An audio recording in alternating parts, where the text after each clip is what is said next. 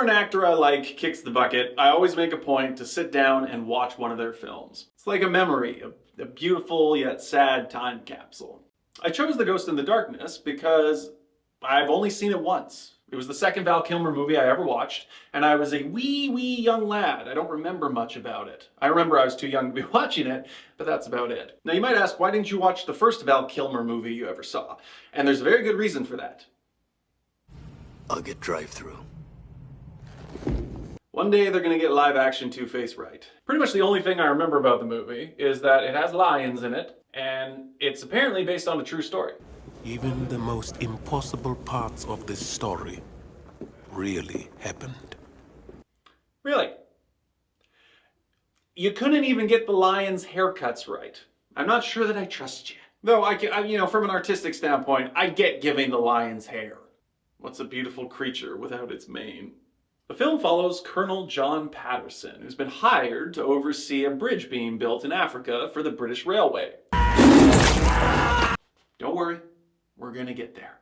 He's been hired by this man, arrogant English Dickface III. My only pleasure is tormenting those people who work for me. I actually quite like this character because he's a dick from the very beginning. It's not like they make him out to be a nice guy initially and then there's always a twist, he's an evil rich man. And it's not like he starts as an evil rich man and then, we learn that there's more layers to his character. No. He's a dick at the start, he's a dick at the end. And the best part, he doesn't get his comeuppance. Told you you'd hate me. There's something refreshingly realistic about that. But despite his less than ideal boss, Colonel Patterson leaps at the opportunity to have an adventure, reluctantly leaving behind his pregnant wife, who serves pretty much no point in the movie other than to utter this line. You build bridges, John. You have to go where the rivers are. I can't tell if I like that line or if I think it's terrible. I mean, it stood out to me. It made me think about setting off on an adventure and the sacrifices required in order to follow your dreams. But it could also just be an attempt to sound profound by stating the obvious. If your goal is to make nachos, you're gonna need to buy some cheese. Yeah, that's the idea. As soon as John arrives in Africa, he meets Samuel, our narrator. He's cool. I like him, he's got some good lines. Or my wife. You like her? Very much. I don't like any of mine. But he also finds that construction has halted its progress. The workers disgruntled as they don't much care for being eaten by the local wildlife. Boy, are they not gonna like the rest of this movie. So John sets up a donkey. 'Cause I'm all alone. There's no one here beside me. And takes down a third of Dorothy's trio. This movie's shorter than I remember. Now, thankfully, Patterson isn't a dentist, so when he takes out the MGM logo, it garners him a lot of praise, especially from this dude. I also have killed a lion. How many shots did you need? I used my hands. That is one cool guy. I look forward to spending lots of time getting to know this character. Never mind. Turns out there's more than one lion in Africa. You're gonna hear me fillet the cinematography a few times in this review. Sorry. But I want to give a shout out specifically to the tall grass. I love this. It reminds me of staring at a spot in the ocean. Now, most likely, there's nothing underneath. But you never know.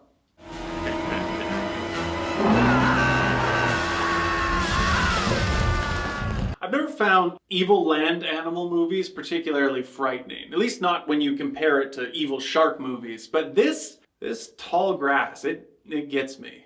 They could be right there. And you'd never know until it was too late. Love it. Love it! Alright, back to the plot. Autopsy being done by the captain from Titanic. What the lion must have done was lick his skin off so he could drink his blood. Oh my god, it's Draculion. Actually, it's Draculions. Turns out there's more than one lion in Africa. So Patterson sets a trap.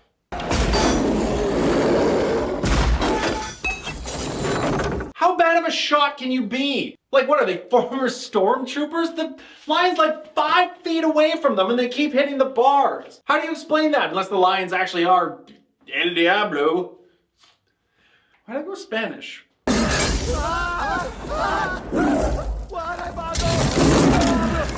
Okay. It's still dumb, but it's also really cool. What makes it even cooler is they actually used real lions in the movie. Apparently they have 5 of them trained, and then they combine that with puppetry and mechanics and the use of CG, but only when it was really necessary. And it looks great. It looks like, even for today, it looks awesome. Jaws might be the better movie, but you know, they're not using real frickin' sharks. Now, if Val Kilmer is having trouble defeating 2 enemies, clearly what he needs is a Robin. Changing plans. Yeah, they might want to listen to this guy. I mean, you should see what he does when he doesn't get his breakfast. You all need your vitamins A's and B's and Michael Douglas plays Remington, a world-famous hunter, essentially the Quint of the film. Hopefully he doesn't get eaten. I'm not sure how I feel about this character. On the one hand, it's Michael Douglas. I love me some Michael Douglas. He's got some good lines. Have you ever failed? only in life. And his backstory is interesting. Remington is a former Confederate soldier who took off to Africa to chill with the Maasai tribe because, in his own words, it's the only good place left on Earth. That's cool. I can dig it. But on the other hand, his costume, his demeanor, some of his bad lines, they ring a little too cliche for me. You don't enjoy killing, do you? Then why do it? Because I've got a gift. I don't know, maybe I just can't get over the fact that they killed this guy. I mean, look at him, he looks badass, man, and he killed a lion with his bare hands. Why can't he teach Val Kilmer how to hunt the lions? They could team up, It's not the movie's fault that doesn't do exactly what you want it to do. That's not good criticism. Don't want to see it, though. And it was around this time, the midpoint of the movie, that I started to get the feeling that this was probably going to be a good film, but not a great one. You know, there's more good lines, there's some sweet special effects, but the story is never spectacular. You know what is spectacular? The scenery, the sets, the number of extras. Look at these shots. Like, god damn, doesn't that make you feel something? To see it on screen, things that are touchable, things that are real. If there are two things I hate, it is green screens and hypocrites. Speaking of spectacular, now we come to my favorite part of the movie. So it's trap attempt number 23. Remington and Patterson have built a new hospital, transferred all of the patients, and in the old hospital they've covered it with blood and filled it with cows, generally trying to make it irresistible to lions. But remember, these are devil lions. So they don't go to the old hospital, they go to the new one.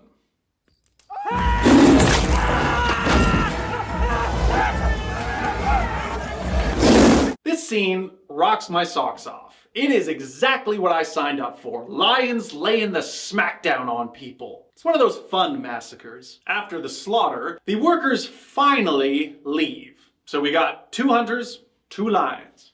Tag team match. They set up yet another trap, this time with a baboon as bait. They really go through a lot of different animals as bait in this movie. And Patterson takes the high ground. The high ground. Seems like their plan can't fail.